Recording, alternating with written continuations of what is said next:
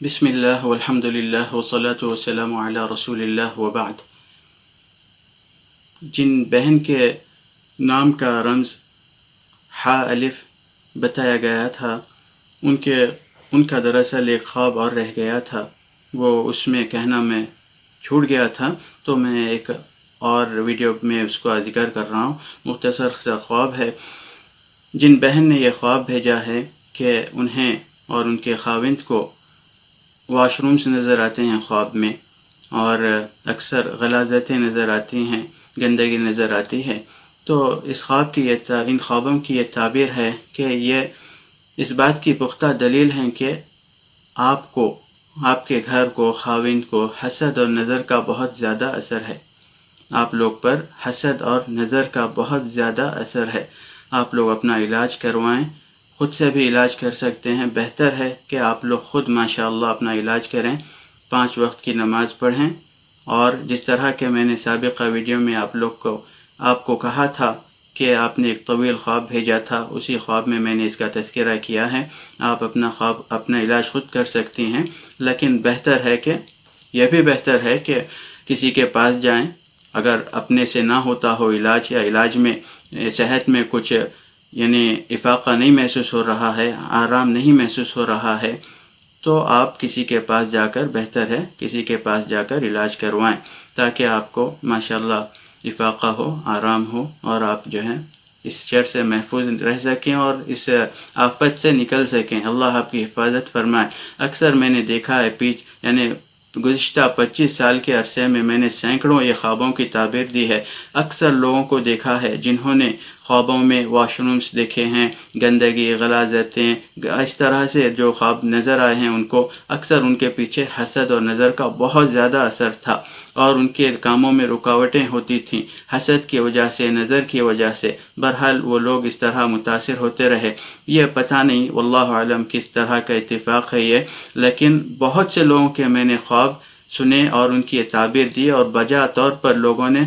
مکمل طریقے سے اعتراف کیا، اور میں نے دیکھا بھی، جن کو دیکھ سکتا تھا دیکھا، جو دوسرے دور ممالک کے تھے، یا دوسرے شہروں کے، یا دوسرے دور علاقوں کے تھے، ان کے تو صرف خواب موصول ہوتے تھے، وہ تعبیر میں ان تک پہنچا دیتا، اور کسی طرح ان کو تعبیر مل جاتی۔ لیکن جو قریب تھے میں نے ان کو دیکھا، اور جو دور بھی تھے انہوں نے بہت اعتراف کیا اس بات کا کہ بولنا بجاس ہے، اور واقعی اس طرح کا حسد چلتا ہے۔ یہ معاملات ہیں، قصے بہت سی علامتیں حسد کی سامنے آئیں، جیسا کہ جاننے والے جانتے ہیں کہ میں رقیہ بھی کرتا ہوں، تو اس لحاظ سے میں بہتر سمجھتا ہوں، ایک دوسرے انسان سے بہتر سمجھتا ہوں۔ عام انسان جو نہیں سمجھ سکتے ہیں، ایک طبیب سمجھ سکتا ہے، ایک راقی سمجھ سکتا ہے، تو میں جانتا ہوں کہ نظر کے کیا علامتیں ہوتی ہیں، اور حسد کی کیا علامتیں ہوتی ہیں، کیا کیا صورتوں میں وہ پیش آتا ہے، اور وہ نظر پیش آتی ہے، اس طرح سے، اور کس طرح اس سے محفوظ رہنا چاہیے۔ اور بنیادی طور پر 30 سال میں نے رقیہ کیا ہے، 30 سال میں نے لوگوں کے علاج کیے ہیں، اور لباب اہم بات، اس کا جو نچوڑ ہے وہ یہ ہے کہ انسان 5 وقت کی نماز پڑھے، قرآن کی تلاوت کرے، اور صبح شام کے اذکار کی پابندی کرے، اور گناہوں سے دور رہے۔ بس یہ چیزیں انسان کے اندر ہوں، مومن میں، مسلم میں، تو ماشاءاللہ وہ ان شروں سے محفوظ رہتا ہے، وہ ان شروں سے، ہر شر سے محفوظ رہتا ہے۔ اس کے باوجود بھی انسان پابند ہے، شریعت کا پابند ہے، ماشاءاللہ سب کچھ اس کے اندر خوبیاں، صلاحیتیں موجود ہیں، عبادت گزار ہے، متقی پرہیزگار ہے، اس کے باوجود وہ پریشان ہے، اس کو پھر بھی حسد، نظر، اس طرح یا کچھ جادو جنات ٹونے لگ رہے ہیں، تو اس کو چاہیے کہ وہ اپنا علاج کرائے، یا خود سے اپنا علاج کر لے۔ اور کوئی بعید نہیں ہے کہ مومن کو مرض نہ لگے، مومنین کو مرض لگتے ہیں، امراض مومنین کو لگتے ہیں، وہ بیمار ہوتے ہیں، وہ 5 وقت کے نمازی ہوتے ہیں، روزہ رکھنے والے ہوتے ہیں، تلاوت کثرت سے کرتے ہیں، اذکار، دعائیں، تسبیحات، استغفار، ہر وہ چیز، اور پرہیزگاری میں رہتے ہیں، گناہوں سے کوسوں دور رہتے ہیں، ان کا ماشاءاللہ ہر طرح سے رزق حلال ہوتا ہے، باوجود اس کے وہ پھر بیمار ہوتے ہیں، باوجود اس کے ان پر جادو ٹونے جنات کیا حسد نظر کا اثر ہو جاتا ہے، باوجود اس کے ان کو پریشانیاں آتی ہیں۔ کیوں آتی ہیں؟ یہ آزمائش ہے،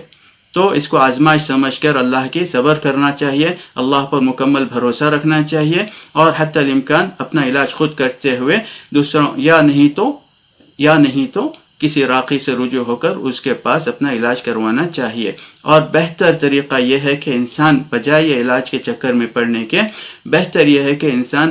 اس طرح اپنا علاج کرے کہ قرآن کو اپنی بہترین عبادت بنا لے۔